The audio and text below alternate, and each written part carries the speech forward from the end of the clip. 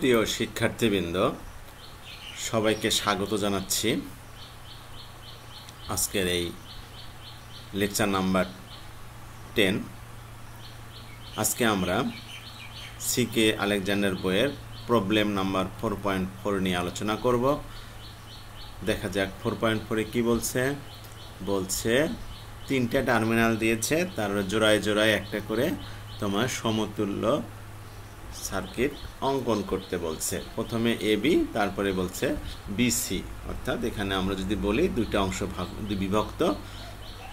প্রথম অংশে AB AB, এই যে এতে বলছে এবি, পরেরটায় বলছে বিসি। তো আমরা প্রথমে এবি এর জন্য অগ্রসর হই। এবি টার্মিনাল রাখলাম আর সি টার্মিনালটাকে আমরা অমিট করে দিলাম বা মুছে দিলাম। তাহলে এখন আমরা এইটার সাপেক্ষে এবি এর সাপেক্ষে আরটিএস বের করার জন্য অগ্রসর হই। আরটিএস বের করতে গেলে আমাদের ভোল্টেজ সোর্স শর্ট এবং কারেন্ট সোর্স ওপেন, এভাবে করলাম। করার পরে আমাদের যে রেজিস্ট্যান্স, দেখো কি হয়, রেজিস্ট্যান্স বের হবে। এখানে হচ্ছে এই 2, এই 3 আর হচ্ছে এই 5, এই 3টা হচ্ছে আমাদের কিসে আছে, সিরিজে। তার সঙ্গে প্যারালালে আছে হচ্ছে এই 4টা, তার সাথে প্যারালাল করলাম। তারপরে যেটা বের হবে সেটার সঙ্গে হচ্ছে সিরিজ হচ্ছে 1, সিরিজ 1। এটা আমরা বেসিক ইলেকট্রিসিটিতে শিখে আসছি, মোট রেজিস্ট্যান্স নির্ণয় করার সূত্র। সেই সেম প্রসেসে আমরা করলাম। তাহলে আমাদের আরটিএসটা বের হলো। এখন আমাদের টার্গেট হচ্ছে ভিটিএইচ। ভিটিএইচ করতে গেলে আমাদের একটু মডিফাই করতে হবে। সেটা কি করলাম, এই যে কারেন্ট সোর্সটা আছে, এই যে কারেন্ট সোর্স, এটাকে আমরা ভোল্টেজ সোর্সে রূপান্তর করব। এটা আগের আমরা লেকচারেও করে দিয়েছি, সেম নিয়ম। এখানে আমাদের কাজ হচ্ছে এই যে 5 এবং 2, এই যে গুণন করলে, যেহেতু ভি ইকুয়াল টু আইআর, গুণ করলে 10 হবে, এই 10 ভোল্ট। এটা কি হবে, এই যে রেজিস্ট্যান্সটা আছে তার সঙ্গে সিরিজে যুক্ত হবে। সেটা করলাম। করার পরে এখন আমরা যে ক্লোজ লুপটা আছে সেই লুপে আমরা ভোল্টেজ বের করব। অর্থাৎ আমাদের মূল টার্গেট হচ্ছে এই 4 ওহমের মধ্যে দিয়ে কী পরিমাণ কারেন্ট প্রবাহিত হয়। তো 4 ওহমের কারেন্ট বের করতে গেলে এই অংশ ওপেন, এই অংশের মধ্যে তো কোনো কারেন্ট প্রবাহিত হবে না। তাহলে এটার মধ্যে কারেন্ট যাবে, তাহলে পুরোটাই সিরিজে আছে। তাহলে মোট রেজিস্ট্যান্স যোগ করলাম। যোগ করার পরে আমাদের ভোল্টেজ আছে কত, এখানে ভোল্টেজ হচ্ছে 10 এবং 24। এই দুটো দেখো পার্থক্য করতে হবে। পার্থক্য করে যেটা হবে সেটাকে মোট রেজিস্ট্যান্স দ্বারা ভাগ করতে হবে। পার্থক্য করে দিলাম, মোট রেজিস্ট্যান্স আমাদের বেরোচ্ছে 14। এই 14 দিয়ে ভাগ করলে 1 অ্যাম্পিয়ার বেরোচ্ছে। তাহলে এইখানে যে কারেন্ট, এখানে যদি আমরা আই ধরি, এইখানকার কারেন্ট যদি আমরা আই ধরি, তাহলে এখানে বেরোচ্ছে এই কারেন্টের মধ্যে প্রবাহিত কারেন্ট হচ্ছে 1 অ্যাম্পিয়ার।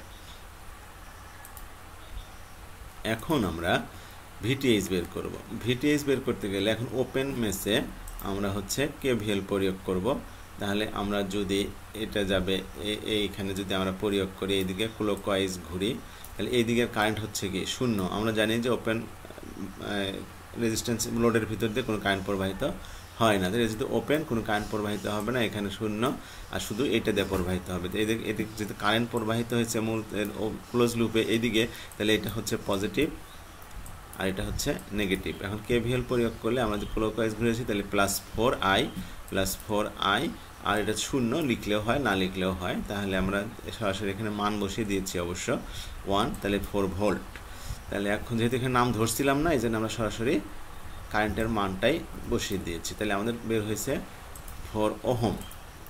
এখন আমরা ইকুইভ্যালেন্ট সার্কিট অঙ্কন করব। ইকুইভ্যালেন্ট সার্কিট অঙ্কন করলে আমরা তো জানি সেম ইকুইভ্যালেন্ট সার্কিট, এটাই হচ্ছে আমাদের ইকুইভ্যালেন্ট সার্কিট আঁকতে বলছে, এটাই আমাদের ইকুইভ্যালেন্ট সার্কিট।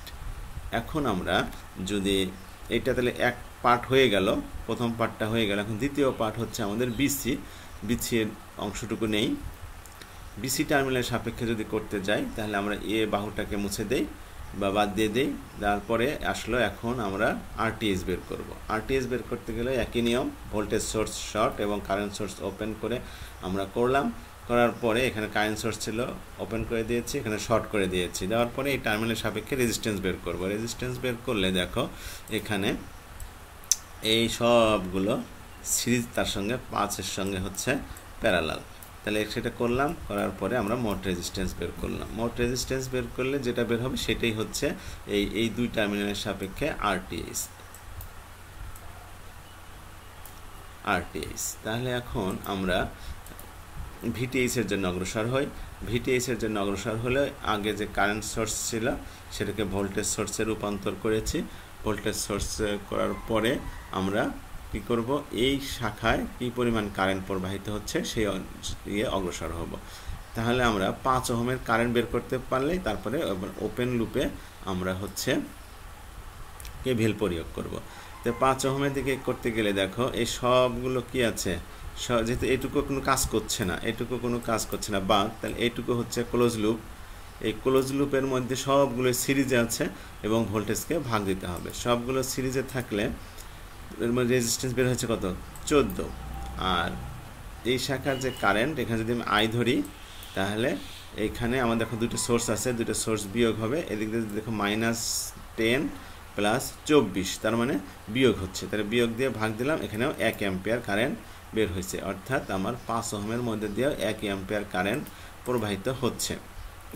এখন আমরা VTH বের করব। VTH বের করতে গেলে আমাদের এইখানে ওপেন লুপে কেভিএল প্রয়োগ করতে হবে। তাহলে এটা প্লাস, এটা প্লাস, রেজিস্ট্যান্সের জন্য এটা প্লাস, এটা মাইনাস, আর সোর্সের জন্য এটা প্লাস, এটা মাইনাস, চিহ্ন দেখে বলা যাচ্ছে। তাহলে হচ্ছে +10 + 5 1, এখানে নাম দেয়নি সেজন্য সরাসরি আমরা মান বসিয়ে দিয়েছি 1। তাহলে আমাদের বের হলো 15 ভোল্ট। এখন আমরা ইকুইভ্যালেন্ট সার্কিট অঙ্কন করি। ইকুইভ্যালেন্ট সার্কিট অঙ্কন তো সহজ, একই। তাহলে এটাই হচ্ছে আমাদের কাঙ্ক্ষিত ইকুইভ্যালেন্ট সার্কিট বা ফলাফল। শুধু এটুকুই আমাদেরকে বের করতে বলছে, আমাদের আর কিছু বের করতে বলেনি। তো আশা করি সকলেই বুঝতে পারছো। মনোযোগ দিয়ে দেখার জন্য সকলকে আবারও ধন্যবাদ জানাচ্ছি। আমি এতক্ষণ ছিলাম তোমাদের সঙ্গে মোহাম্মদ মোস্তাফিজুর রহমান। পৃথিবীর সকল প্রাণী সুখী হোক এই শুভকামনায় শেষ করছি। আল্লাহ হাফেজ।